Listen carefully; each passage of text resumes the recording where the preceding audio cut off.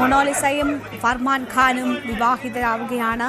അല്പസമയത്തിനകം അവരുടെ വിവാഹം നടക്കും. അവിടെ വിവാഹത്തിന്റെ ചടങ്ങുകൾ ആരംഭിച്ചിരിക്കുകയാണ്. മഹാരാഷ്ട്ര സ്വദേശിയാണ് ഫർമാൻ ഖാൻ, മധ്യപ്രദേശ് സ്വദേശിയാണ് മൊണാലിസ കുംഭമേളയിലൂടെ രാജ്യമൊട്ടുക്കും വൈറലായ വ്യക്തിയാണ്. മൊണാലിസയ്ക്ക് മനം പോലെ മംഗല്യം അല്പസമയത്തിനകം തന്നെ നടക്കും. വിവാഹ ചടങ്ങുകൾ ആരംഭിക്കുകയാണ്. മൊണാലിസയും ഒപ്പം തന്നെ ഫർമാനും വീട്ടുകാർ അവരുടെ വിവാഹത്തിനെതിരാണ്. വീട്ടുകാരുടെ സമ്മതമില്ല. പക്ഷേ ഈ കേരളം അവർക്കൊപ്പമുണ്ട്. ദൃശ്യങ്ങളിൽ കാണാം, വലിയ ഒരു ജനക്കൂട്ടം തന്നെ അവിടെയുണ്ട്. ക്ഷണിച്ച് കല്യാണത്തിനെത്തുന്ന എത്രയോ പേർ, അങ്ങനെ അവിടെ ഒരു വലിയ ജനക്കൂട്ടം തന്നെ ഉണ്ടായിരിക്കുന്നു. കേരളം ഏറ്റെടുത്തിരിക്കുന്നു മൊണാലിസയെ, കേരളത്തിൻ്റെ മകളായി ഏറ്റെടുത്തിരിക്കുന്നു. അവരുടെ വിവാഹ ചടങ്ങുകളാണ് അവിടെ നടക്കുന്നത്.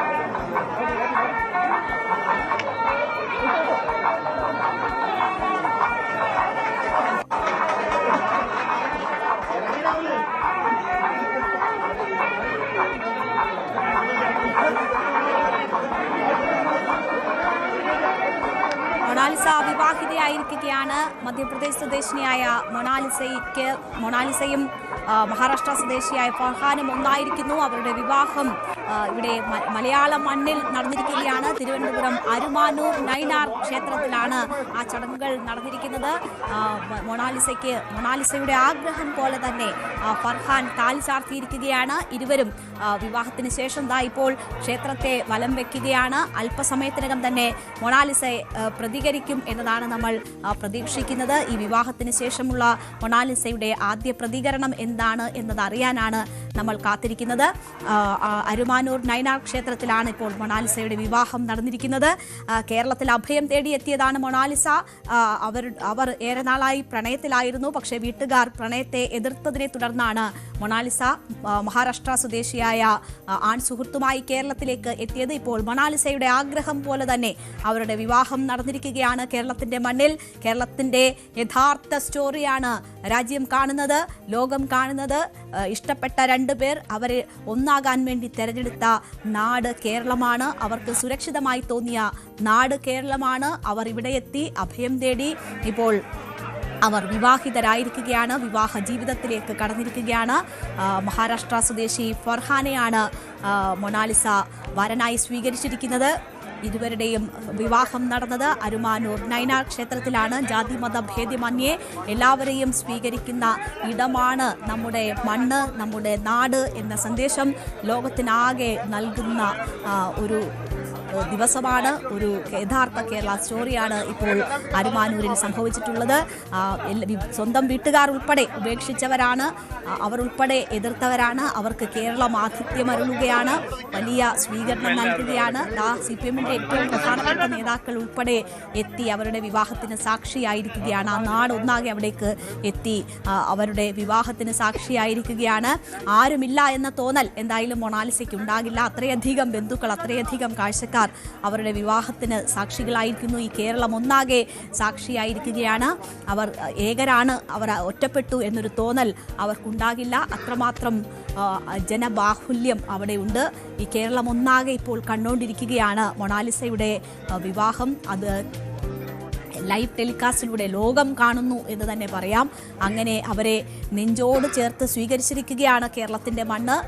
മൊണാലിസ ആഗ്രഹിച്ച പോലെ ഒരു വിവാഹം സാധ്യമായിരിക്കുന്നു. ആഗ്രഹിച്ച പുരുഷനെ കല്യാണം കഴിക്കാൻ കഴിഞ്ഞിരിക്കുന്നു. ഇനി മൊണാലിസയ്ക്ക് എന്താണ് പറയാനുള്ളത് എന്നത് കേൾക്കാനാണ് കേരളം കാതോർക്കുന്നത്. മൊണാലിസയ്ക്കും ഫർഹാനും എന്താണ് പറയാനുള്ളത് എന്ന് കേൾക്കാൻ CPM സംസ്ഥാന സെക്രട്ടറി MV ഗോവിന്ദൻ